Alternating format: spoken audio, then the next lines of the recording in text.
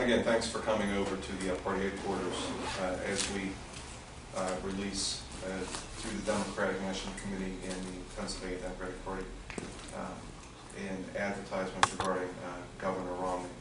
Again, thank you for coming. My name is Jim Garner, the chairman of the Pennsylvania Democratic Party.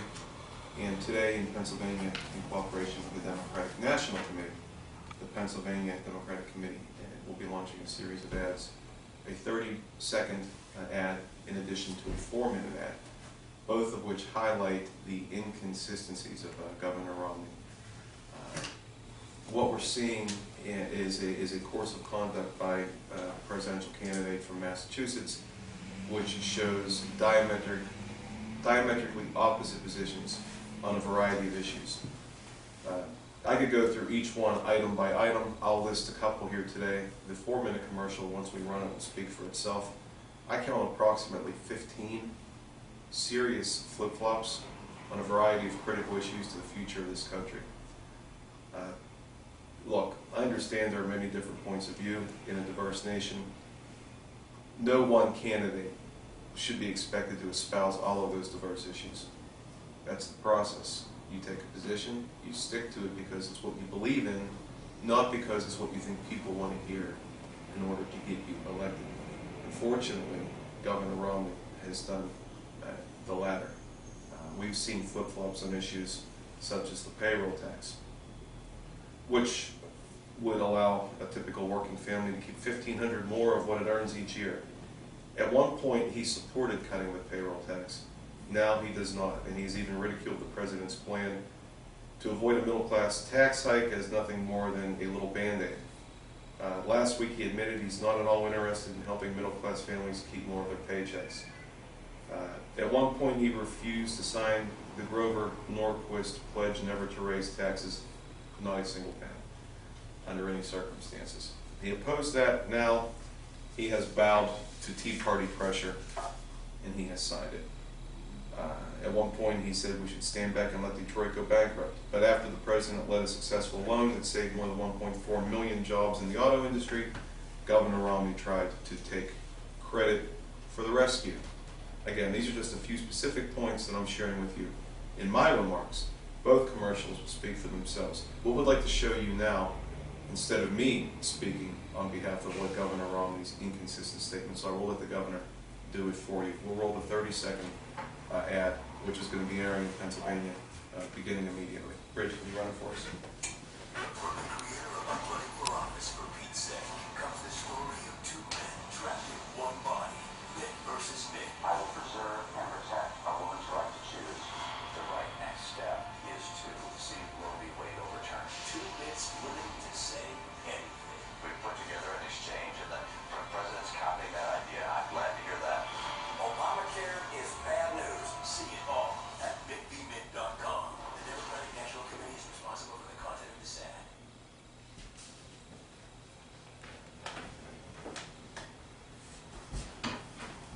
Again, that's the 30-second piece. There is a 4-minute piece which details at least 15 specific examples, some of which I've shared with you now. Those will be running in Pennsylvania beginning immediately. And again, the purpose of this is our emphasis that in uncertain times and difficult times, you need to know where somebody stands. Whether you like it or not, you need to make an informed decision on your candidates. We don't know where this guy is because he doesn't know where he is. Any given issue, you've seen him take both sides of it. He's trying to play the polls, he's trying to read the political tea leaves, and it's not fair to himself, to the Republican Party, or to Pennsylvanians who are going to have to make a choice in a very critical presidential election next year. So that's where we are, and again, we're going to be seeing these videos, and we can of course forward them to you if you'd like to look at them as well to your email addresses. And that's what we have for today, so thanks for coming over to see a preview of the 30-second video and to hear our remarks as to why we believe it's important to point out the flip-flopping of Governor Romney. Does anybody have any questions? What's the size of the buy in Pennsylvania? How much you spending on it? We're going to talk to the DNC about that. I mean, I would have to defer to them. I know it's a significant buy, but I don't have the specific numbers yet. Who's paying for it, the state committee or the DNC? DNC. DNC, yes. Do you have any concern that you're fighting the wrong war here? I mean, with the ascendance of Gingrich, you seem to be assuming Romney's going to be the nominee. Do you have any concern you're punching at the wrong target?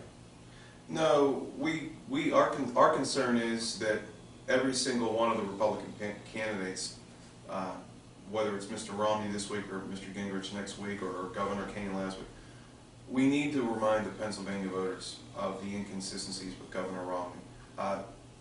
What we look at when we look at the collective Republican field is either indecisiveness, lack of vision, lack of a platform.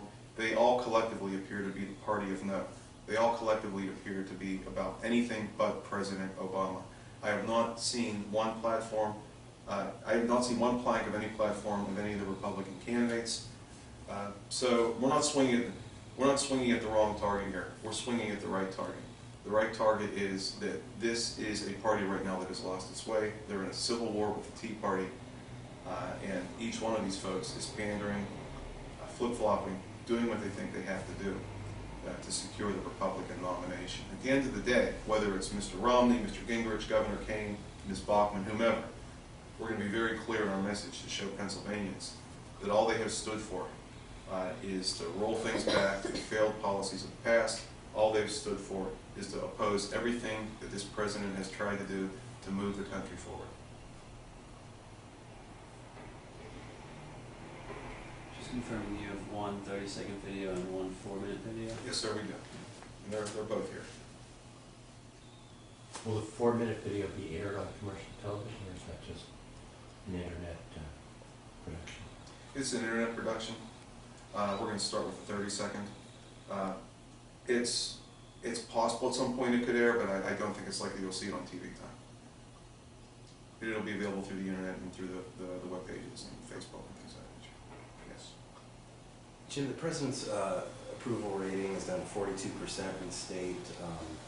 It's a near low for him. It's also the lowest among any of the battleground states, this is according to the last PPP poll. Why are those numbers slipping, and what is it that you all are going to do to try to combat that? What we're going to do is part of our cooperation with the OFA and with the DNC is messaging. We're going to get into the state very aggressively next year, and this year actually, and share with folks what we think are some of the objective points of this administration and the positive changes. Voters are frustrated right now. When you look at the polling of Congress and you see that they're below 10%, which is historic, many of the folks who are giving Congress those low marks are giving them because of what they believe is Tea Party obstructionism.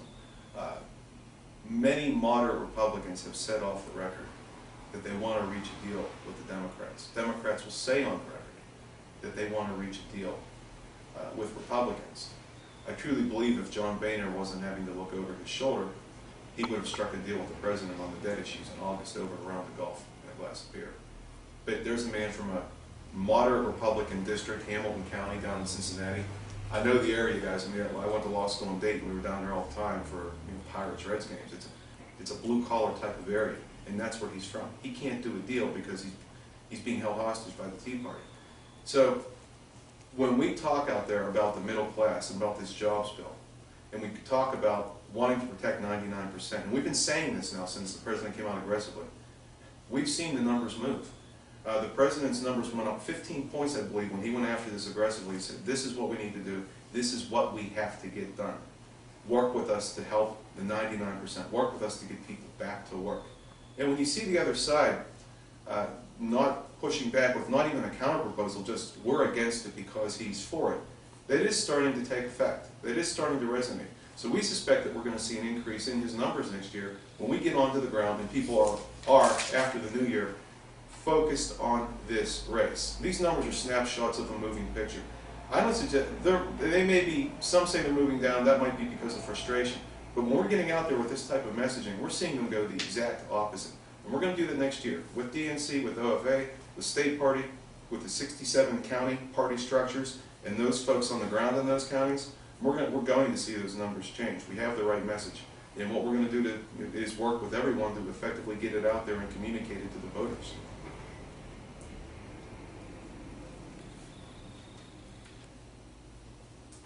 Thank you, James. Thanks. Thanks, everyone. Again, we'll email, if you guys leave your email, we have them We got it. probably. We Give have it- We have. Oh, okay, we'll give it to you. Thanks, Bridge.